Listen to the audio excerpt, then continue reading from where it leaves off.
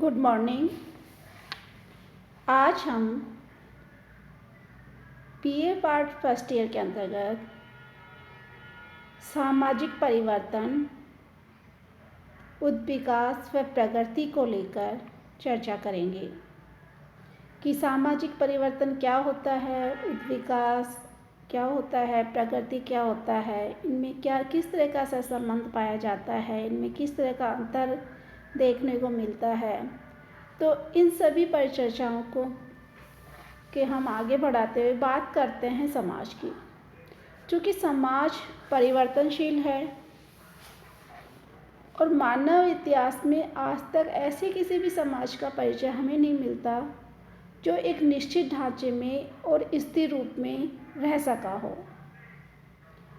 भौतिक पदार्थ हो या अन्य प्राकृतिक रचनाएं हों, सभी में निरंतर परिवर्तन होता रहता है।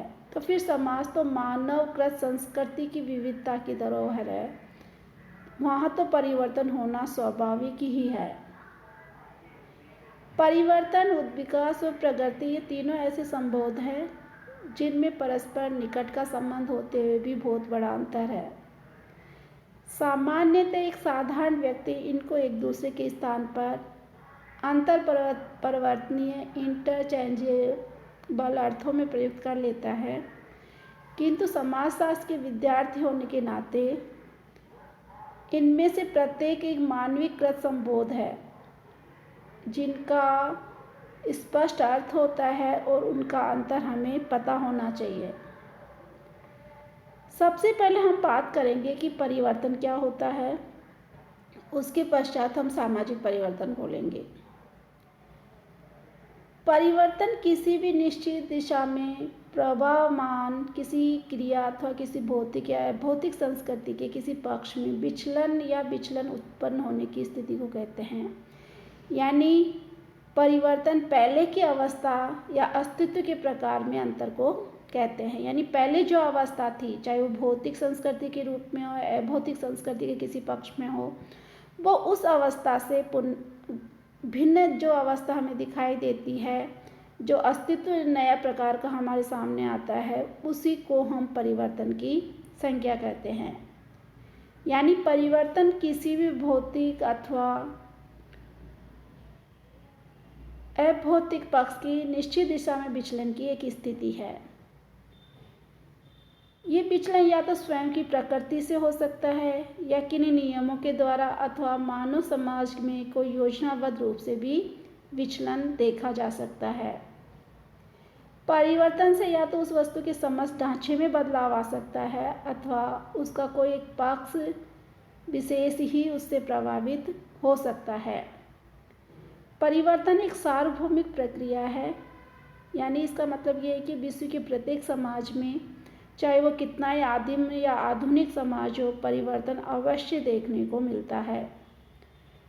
परिवर्तन एक सर्वकालिक घटना है। इसका मतलब यह है कि हर काल में कहीं न कहीं किसी न किसी में परिवर्तन होता रहता है। परिवर्तन क्यों होता है, कैसे होता है, इन प्रश्नों पर समाजशास्त्री भी एक मत नहीं हो सके। इसलिए परिवर्तन ही महत्वपूर्ण है, एक जटिल प्रक्रिया है। तो हम ये कह सकते हैं कि परिवर्तन एक व्यापक प्रक्रिया है, अर्थात किसी भी क्षेत्र में हो रहे विचलन के लिए इस शब्द को प्रयुक्त किया जा सकता है। यहाँ विचलन का अर्थ वस्तुपूर्वक रूप से एक निरंतर गति से किसी वस्तु में जो बदलाव या सरकन आती है, उसी से है। यहाँ विचलन का मतलब किसी खराब स्थिति से या असामाजिक तत्व से नहीं है, बल्कि बदलाव की स्थिति से है। यानी सामाजिक, आर्थिक, राजनीतिक, धार्मिक, भौतिक सभी क्षेत्रों में होने वाले किसी भी प्रकार के परिवर्तनों के लिए इस शब्द को संबोधित किया जाता है। इसी तरह परिवर्तन की जब समाजशास्त्री परिवर्तन के संबोध का प्रयोग भी हम विशिष्ट अर्थों में ही करते हैं। जब परिवर्तन की प्रकृति की बात करते हैं तो विल्बर्ट मूर इसे स्पष्ट रूप से परिभाषित करते हैं। वो कहते हैं, प्रत्येक समाज में अथवा संस्कृति में परिवर्तन नियमित रूप से और बार बार होते रहते हैं। परिवर्तन देश काल यानी टाइम और स्पेस की दृष्टि से सापेक्ष है, यानी प्रत्येक देश यानी समय में और स्थान में इनमें अंतर देखा जा सकता है। किसी काल विशेष में हुए परिवर्तन समस्त विश्व को प्रभावित कर सकते हैं। परिवर्तन के प्रत्यक्ष और परोक्ष दोनों तरह के परिणाम हम देख सकते हैं। क्योंकि समकालीन प्रत्येक समाज पर संभाव्य और प्रत्येक स्थान पर इनके महत्वपूर्ण और अर्थपूर्ण हो सकते हैं, इनका दोहरा महत्व भी होता है। पहले की तुलना में समकालीन परिवर्तन अधिक होते हैं और तीव्र गति से होते हैं। कोई सामान्य सा परिवर्तन भी व्यक्तिगत जीवन और सामाजिक जीवन के व्यापक क्षेत्रों को प्रभावित कर सकता है। यानी परिवर्तन की प्रकृति संचयी है, अर्थात एक के बाद दूसरा परिवर्तन आपस में मिले जुड़े रूप में नई कार्य पद्धतियों को भी जन्म देता है। और इस प्रकार कई अन्य कार्य पद्धतियाँ जो उपयोगी उस समय काल के अनुसार लगती हैं, उन्हें हम छोड़ देते हैं। अब हम चर्चा करते हैं सामाजिक परिवर्तन की। जैसा कि मैंने पूर्व में भी कहा कि जब एक सामान्य मानव के रूप में हम सामाजिक परिवर्तन, विकास, प्रगति को सामान्यतः एक ही रूप में परिभाषित करते हैं, किंतु एक समाजशास्त्री एवं समाज शास्त्र के विद्यार्थी होने के नाते हमें इनके बारे में अंतर पता होना चाहिए। सर्वप्रथम 1922 में W.H. ऑगवन की पुस्तक आई थी सोशल चेंज। इस पुस्तक के प्रकाशन से ही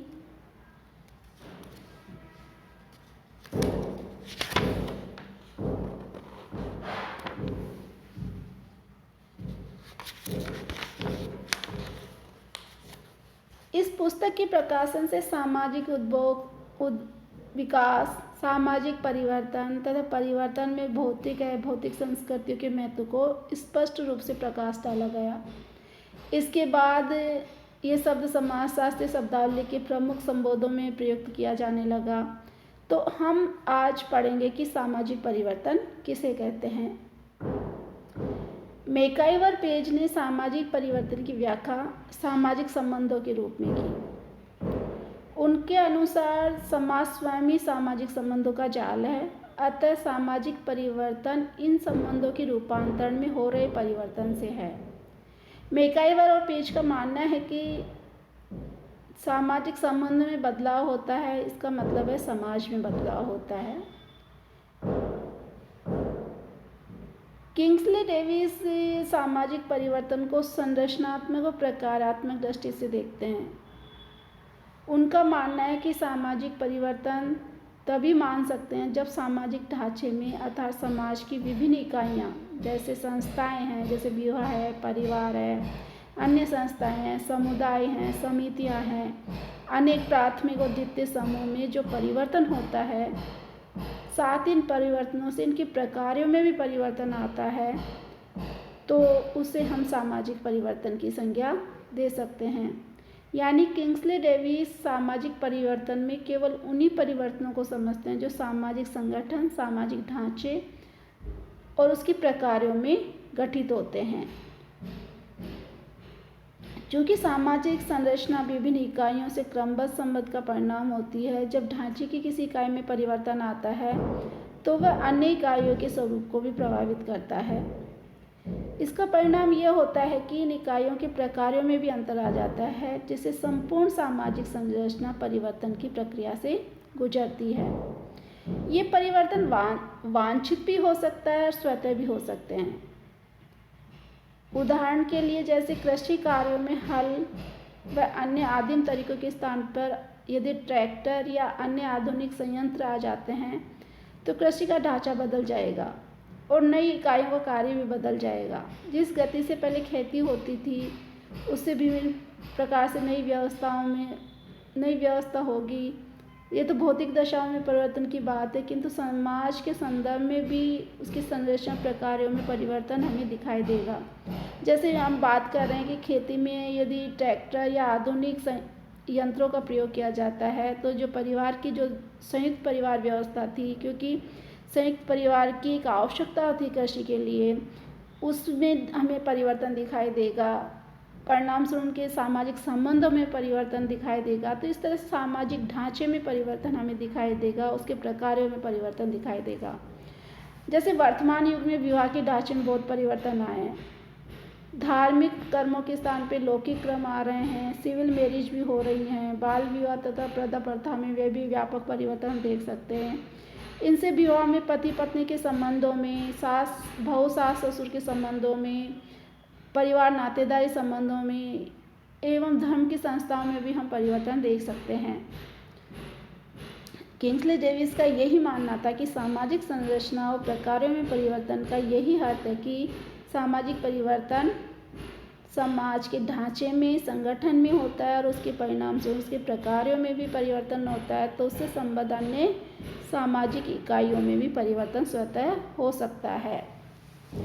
गिलेन ने जब सामाजिक परिवर्तन को सांस्कृतिक धरातल पर देखने का प्रयास किया, उनके अनुसार सामाजिक परिवर्तन जीवन की मानवीय रीतियों में परिवर्तन को कह सकते हैं, चाहे ये परिवर्तन भौगोलिक दशाओं में परिवर्तन से हुए हों या सांस्कृतिक साधनों, जनसंख्या की रचना या विचारधारा के परिवर्तन से, अथवा समूह के अंदर ही कोई आविष्कारों के जो फलस्वरूप हुए हैं, वो सब परिवर्तन हमें सामाजिक परिवर्तन के रूप में दिखाई देते हैं। गिलेन ने अपनी परिभाषा में उन कारकों का भी उल्लेख किया है जो परिवर्तन के मूल में रहते हैं। इनके अनुसार जीवन की मान्यताएं, प्राप्त रीतियों या तरीकों में परिवर्तन को भी सामाजिक परिवर्तन कह सकते हैं। सही रूप में देखा जाए तो जीवन की मान्य रीतियों, तरीके, जीवन के समग्र तरीके या ढंग का ही दूसरा रूप है परिवर्तन। जीवन का समग्र ढांचा, तरीका, संस्कृति है। अतः गिलेन के अनुसार सामाजिक व सांस्कृतिक परिवर्तनों के बीच कोई ठोस विभाजन रेखा नहीं हो सकती, क्योंकि समाज संस्कृति से निर्मित होता है और इस तरह से जो सांस्कृतिक मूल्यों में जो परिवर्तन होता है वो ही हमें समाज में दिखाई देता है। इस प्रकार से जैसा कि मैकाइवर पे सामाजिक संबंधों में परिवर्तन को सामाजिक परिवर्तन के रूप में देखते हैं, किंग्सले डेविस सामाजिक ढांचे में परिवर्तन को और उनके प्रकारों में परिवर्तन को सामाजिक परिवर्तन के रूप में देखते हैं, और गिलेन सांस्कृतिक धरातल पे हुए परिवर्तनों को सामाजिक परिवर्तन के रूप में देखते हैं।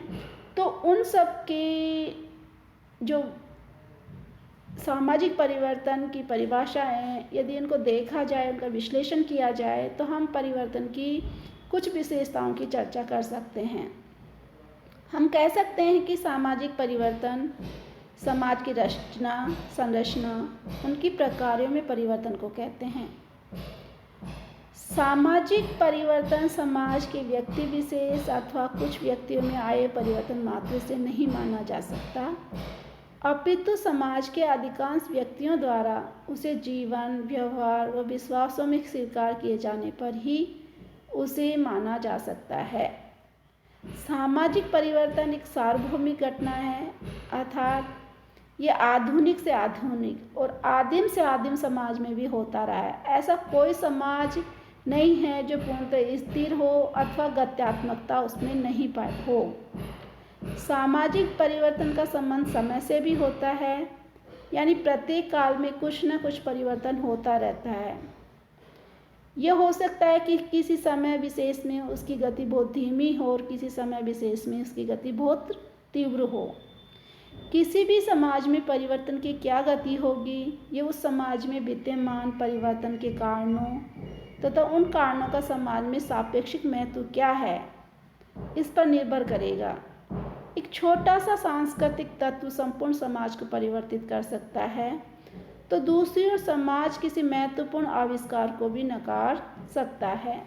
तो इस तरह से सामाजिक परिवर्तन एक अवस्था में बदलाव की स्थिति है जिसमें सामाजिक ढांचे में परिवर्तन हो सकता है, सामाजिक ढांचे से अन्य उससे संबंधित इकाइयों में परिवर्तन हो सकता है, उससे जुड़े हुए प्रकारों में परिवर्तन हो सकता है, और हमारे सांस्कृतिक मूल्यों में, जीवन जीने के तरीकों में, इन जीवन का समग्र जो तरीका है, ढांचा है, उसमें परिवर्तन हमें दिखाई दे सकता है। तो परिवर्तन एक समय और सार्वभौमिक प्रघटना है, साथ ही परिवर्तन समय और स्थान विशेष से सापेक्ष भी होती है। तो हम ये कह सकते हैं कि परिवर्तन एक ऐसी सामाजिक प्रक्रिया है जिसमें एक अवस्था से दूसरी अवस्था में हमें बदलाव दिखाई देता है। यानी वो विचलन की ऐसी स्थिति है जिसमें हम एक अवस्था से दूसरी अवस्था में बदलाव देख सकते हैं। अब बात करें सामाजिक और सांस्कृतिक परिवर्तन की, जैसा कि हमने पहले भी कहा कि गिलेन जैसे सांस्कृतिक धरातल पे सामाजिक परिवर्तन को परिभाषित करने का प्रयास करते हैं, तो किंग्सले डेविस इसे संरचनात्मक और प्रकारात्मक दृष्टि से देखते हैं। तो हमें ये समझना होगा कि सामाजिक और सांस्कृतिक परिवर्तन की जो अवधारणाएं हैं वो समाज व संस्कृति की अवधारणाओं से जुड़ी हुई हैं, जिसकी विस्तृत चर्चा हम अगले वीडियो में करेंगे। धन्यवाद।